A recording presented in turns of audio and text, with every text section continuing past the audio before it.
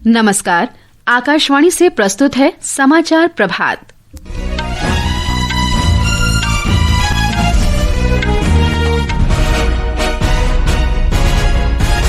सरकार ने नए overseas citizen of India portal का शुभारंभ किया।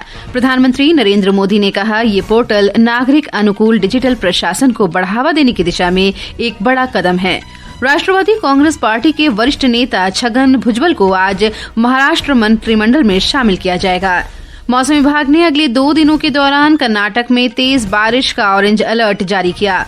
अमेरिका के राष्ट्रपति डोनाल्ड ट्रंप ने कहा, रूस और यूक्रेन युद्ध विराम और युद्ध की संभावित समाप्ति के लिए तत्काल और सीधी बातचीत शुरू करेंगे। दीव में रंगारंग समारोह के साथ पहला खेलो इंडिया बीच गेम्स का शुभारंभ हुआ। प्रधानमंत्री ने इसे देश के खेल इतिहास में एक महत्वपूर्ण पल बताया। समाचार प्रभात के साथ मैं फरहत नाज। गृहमंत्री अमित शाह ने कल नई दिल्ली में नए overseas citizen of India (OCI) portal का शुभारंभ किया। नया पोर्टल मौजूदा 50 लाख से अधिक ओसीआई कार्ड धारकों और नए उपयोगकर्ताओं के लिए बेहतर कार्यक्षमता, उन्नत सुरक्षा और अनुकूल अनुभव प्रदान करेगा। इस अवसर पर गृहमंत्री ने कहा कि भारत ओसीआई कार्ड धारकों को विश्व स्तरीय आव्रजन सुविधाएं प्रदान करने का निरंतर प्रयास कर रहा है। उन्होंने कहा कि ओवरसीज सिटीजन के लिए पंजीकरण प्रक्रिया को सरल बनाने के लिए अपडेटेड यूजर इंटरफेस के साथ एक नया ओसीआई पोर्टल लॉन्च किया गया है। श्री शाह ने इस बात पर भी जोर दिया कि दुनिया भर के कई देशों में भारतीय मूल के नागरिक रहते हैं और ये सुनिश्चित किया जाना चाहिए कि भारत आने या यहाँ रहने के दौरान उन्हें किसी तरह की असुविधा का सामना न करना पड़े। एक रिपोर्ट। गृह मंत्रालय के अनुसार मौजूदा ओसीआई सेवा पोर्टल 2013 में विकसित किया गया था और वर्तमान में ये विदेशों में 180 से अधिक भारतीय मिशनों के साथ साथ 12 विदेशी क्षेत्रीय पंजीकरण कार्यालयों में चल रहा है। पिछले दशक में हुई महत्वपूर्ण तकनीकी प्रगति और ओसीआई कार्ड धारकों से प्राप्त फीडबैक को देखते हुए मौजूदा बाधाओं को दूर करने और इसे सुगम बनाने के लिए एक नया ओसीआई पोर्टल विकसित किया गया है। प्रधानमंत्री नरेंद्र मोदी ने नए ओसीआई पोर्टल की सराहना की है। सोशल मीडिया पोस्ट में श्री मोदी ने कहा कि उन्नत सुविधाओं और बेहतर कार्यक्षमता के साथ नया ओसीआई पोर्टल नागरिक अनुकूल डिजिटल प्रशासन को बढ़ावा देने की दिशा में एक बड़ा कदम है। आनंद की रिपोर्ट के साथ समाचार कक्ष से वैष्णवी। राष्ट्रवादी कांग्रेस पार्टी के वरिष्ठ नेता छगन भुजबल को आज महाराष्ट्र मंत्रिमंडल में शामिल किया जाएगा। राज्यपाल सीपी राधाकृष्णन उन्हें मुंबई स्थित राजभवन में सुबह 10 बजे पद और गोपनीयता की शपथ दिलाएंगे। ब्यौरा हमारी संवाददाता से। राष्ट्रवादी कांग्रेस के वरिष्ठ नेता छगन भुजबल आज मंत्री पद की शपथ लेंगे। यह शपथ ग्रहण समारोह आज सुबह 10 बजे मुंबई के राजभवन में आयोजित किया गया है। राज्य की राजनीतिक हलचलों में यह एक अहम पड़ाव माना जा रहा है। उन्हें प्रशासन का व्यापक अनुभव है। भुजबल को खाद्य, नागरिक आपूर्ति एवं उपभोक्ता संरक्षण मंत्रालय दिया जा सकता है। यह विभाग पहले भी उनके पास था। इस शपथ ग्रहण के बाद राज्य मंत्रिमंडल में कुछ नई जिम्मेदारियों का बंटवारा होने की संभावना जताई जा रही है। भावना, आकाशवाणी समाचार, मुंबई। उपराष्ट्रपति जगदीप धनखड़ ने कहा है कि लोकतंत्र के अस्तित्व और विकास के लिए एक मजबूत न्यायिक प्रणाली आवश्यक है। नई दिल्ली में कल शाम एक पुस्तक विमोचन समारोह को संबोधित करते हुए श्री धनखड़ ने कहा कि दुनिया भर में जांच कार्य कार्यपालिका के दायरे में आता है और उस पर निर्णय लेना न्यायपालिका की जिम्मेदारी है। समारोह के दौरान श्री धनखड़ ने द कॉन्स्टिट्यूशन वी अडॉप्टेड नामक पुस्तक का विमोचन किया। विदेश मंत्री doctor Subrahmanyam Jaishankar Netherlands, Denmark और जर्मनी की अपनी 3 देशों की यात्रा के पहले चरण में हेग पहुंचे। वहां उन्होंने नीदरलैंड के विदेश मंत्री कैस्पर वेल्डकैम्प से मुलाकात की। एक सोशल मीडिया पोस्ट में श्री जयशंकर ने कहा कि उन्होंने दोनों देशों की द्विपक्षीय साझेदारी को मजबूत करने और यूरोपीय संघ के साथ जुड़ाव पर व्यापक चर्चा की। वाणिज्य एवं उद्योग मंत्री पीयूष गोयल ने कहा है कि भारत अमेरिका द्विपक्षीय व्यापार समझौते के पहले चरण को आगे बढ़ाने के लिए उन्होंने अपने अमेरिकी वाणिज्य मंत्री हावर्ड विलियम लुटनिक के साथ सकारात्मक चर्चा की है। ये बातचीत ऐसे समय में हो रही है जब दोनों देश इस साल अक्टूबर तक व्यापार समझौते के पहले चरण को अंतिम रूप देने से पहले वस्तुओं में अंतरिम व्यापार व्यवस्था की संभावना तलाश रहे हैं। इजराइल में भारत के राजदूत जेपी सिंह ने कहा है कि पाकिस्तान द्वारा इस्लामी आतंकवादी संगठनों लश्कर तैयबा और जैश ए मोहम्मद के सरगनाओं को भारत को सौंपने का सही समय आ गया है। इजराइल के टीवी चैनल पर एक साक्षात्कार में उन्होंने कहा कि पाकिस्तान के ये आतंकी संगठन भारत पर कई हमलों में शामिल रहे हैं, जिसमें 22 अप्रैल को पहलगाम में हुआ जघन्य हमला भी शामिल है। उन्होंने कहा कि इन हमलों के पीछे जैश ए मोहम्मद और उसके नेता मसूद अजहर तथा लश्कर तैयबा और उसके सरगना हाफिज सईद हैं।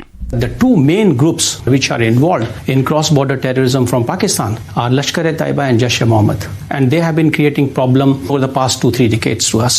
The ceasefire is still holding on, but we have made it very clear that this Operation Sindoor, it's paused, it's not yet over.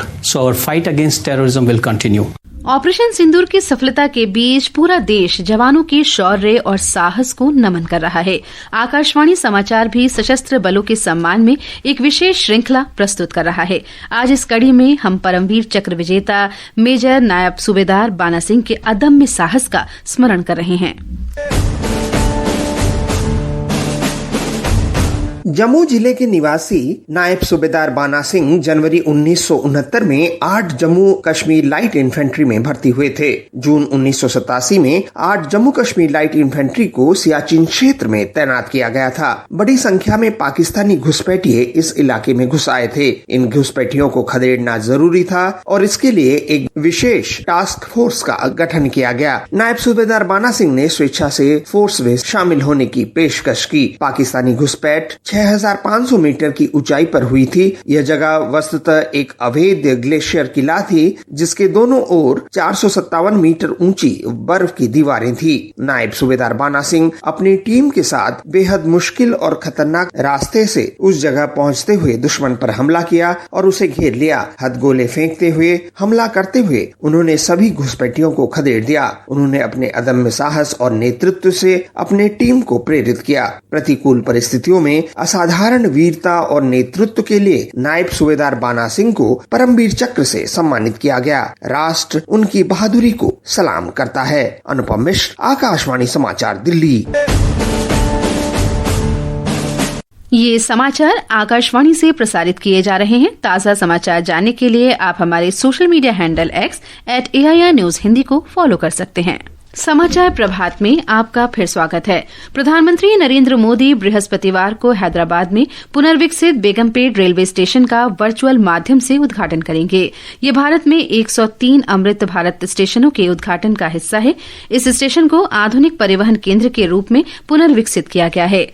प्रधानमंत्री रविवार 25 मई को आकाशवाणी पर मन की बात कार्यक्रम में देश और विदेश के लोगों के साथ अपने विचार साझा करेंगे। ये मासिक रेडियो कार्यक्रम की 122वीं कड़ी होगी। लोग अपने विचार और सुझाव टोल फ्री नंबर 1800117800 के माध्यम से प्रस्तुत कर सकते हैं। वे अपने सुझाव नरेंद्र मोदी ऐप या MyGov ओपन फोरम के जरिए भी साझा कर सकते हैं। आगामी एपिसोड के लिए सुझाव इस महीने की 23 तारीख तक स्वीकार किए जाएंगे। मौसम विभाग ने अगले 2 दिनों के दौरान कर्नाटक में तेज बारिश का ऑरेंज अलर्ट जारी किया है। कर्नाटक और तमिलनाडु, कोंकण, गोवा और महाराष्ट्र के आसपास के क्षेत्रों में अगले 3 दिनों के दौरान मूसलाधार वर्षा का रेड अलर्ट जारी किया गया है। मीडिया से बातचीत में मौसम विभाग के वरिष्ठ वैज्ञानिक RK जनामणि ने कहा कि मुंबई में भी कल से मध्यम से तेज वर्षा होने की संभावना है। उन्होंने कहा कि देश के उत्तरी भागों में गर्मी के तेज होने की भी कोई संभावना नहीं है।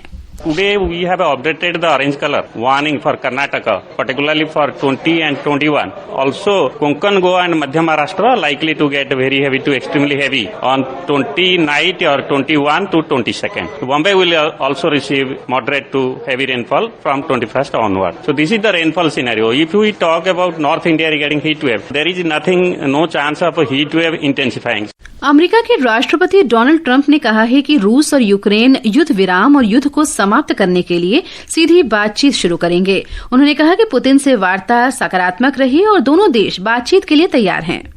My little conversation with a nice gentleman named Vladimir Putin. Actually, we had a good talk, and I think that progress is being made. 5,000 young soldiers are being killed every single week on average, and we're trying to stop it. It's a bloodbath. रूस के राष्ट्रपति Putin ने पुष्टि की है कि रूस संभावित शांति समझौते पर यूक्रेन के साथ काम करने के लिए तैयार है। यूक्रेन के राष्ट्रपति व्लादिमीर ज़ेलेंस्की ने भी कहा कि यूक्रेन रूस के साथ तुर्की, स्विट्जरलैंड या वेटिकन में शांति वार्ता करने को तैयार है। और अब खेल खबरों के साथ हैं मुकेश कुमार बल।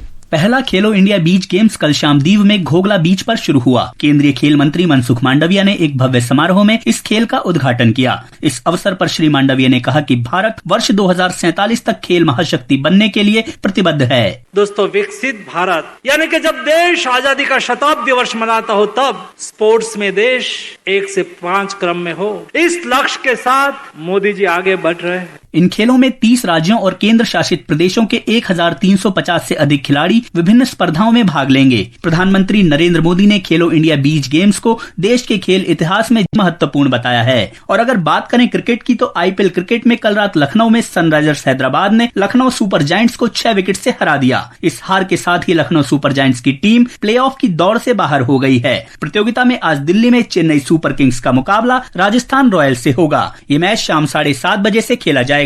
उधर कतर के दोहा में कल भारत की दिया चिताले और यशस्विनी घोरपड़े विश्व टेबल टेनिस चैंपियनशिप फाइनल 2025 में महिला डबल्स के प्री क्वार्टर फाइनल में पहुंच गई हैं। इस बीच अयहिका मुखर्जी और सुतीर्था मुखर्जी 3-0 से हारने के बाद प्रतियोगिता से बाहर हो गयीं। आज दूसरे दौर में मानिका बत्रा का सामना दक्षिण कोरिया की गा हेयोन पार्क से होगा। पुरुष सिंगल्स में मानव ठक्कर का सामना जापान के तोमाकाजू हरिमोटो से होगा। इसके अलावा जूनियर विश्व कप तीरंदाजी 2025 प्रतियोगिता कल जर्मनी के सूहल में शुरू हुई। भारत की रायजान ढिल्लों की अगुवाई में 57 सदस्यीय भारतीय निशानेबाजी दल इस टूर्नामेंट में भाग ले रहा है। और अब आज के समाचार पत्रों की सुर्खियों के साथ हैं आकर्षिता सिंह। धन्यवाद फरहत। पहलगाम आतंकी हमले के मद्देनजर ऑपरेशन सिंदूर द्वारा पाकिस्तान के खिलाफ भारत की त्वरित कार्रवाई पर आज सभी समाचार पत्रों ने खबर प्रकाशित की है। हिंदुस्तान लिखता है, स्वर्ण मंदिर था पाक के निशाने पर, सेना ने बताया कैसे वायु रक्षा प्रणाली के बलबूते ड्रोन मिसाइलों को मार गिराया। हरिभूमि की सुर्खी है, सेना ने यूं नाकाम की स्वर्ण मंदिर पर पाकिस्तान की मिसाइल, ड्रोन से हमले की कोशिश। विदेश सचिव विक्रम मिस्री के शब्दों को सभी समाचार पत्रों ने अहमियत दी है। पत्र लिखते हैं, पहलगाम हमले के वक्त पाकिस्तान में बैठे आकाओं के संपर्क में थे आतंकी। नई E0 प्राथमिकी से साइबर अपराधियों को जल्दी पकड़ने में मिलेगी मदद। भारत की सिलिकॉन सिटी कहे जाने वाले बेंगलुरु में मूसलाधार बारिश की तस्वीर दैनिक जागरण ने प्रकाशित की है। पत्र लिखता है, बेंगलुरु में बारिश का कहर, सड़कों पर चली नाव। राजस्थान पत्रिका ने अनोखा जश्न शीर्षक से सकारात्मक खबर प्रकाशित की है। पत्र लिखता है, CBSE बोर्ड परीक्षा में आए कम अंक, मायूस बेटे के साथ खड़ा हुआ पूरा परिवार, अवसाद से बेटे को निकालने के लिए बजवाए ढोल। धन्यवाद आकर्षिता। और अंत में मुख्य समाचार एक बार फिर। सरकार ने नए overseas citizen of India portal का शुभारंभ किया। राष्ट्रवादी कांग्रेस पार्टी के वरिष्ठ नेता छगन भुजबल को आज महाराष्ट्र मंत्रिमंडल में शामिल किया जाएगा। मौसम विभाग ने अगले 2 दिनों के दौरान कर्नाटक में तेज बारिश का ऑरेंज अलर्ट जारी किया। दीव में रंगारंग समारोह के साथ पहला खेलो इंडिया बीच गेम्स का शुभारंभ हुआ। प्रधानमंत्री ने इसे देश के खेल इतिहास में एक महत्वपूर्ण पल बताया। इसके साथ ही समाचार प्रभात का ये अंक समाप्त हुआ। नमस्कार।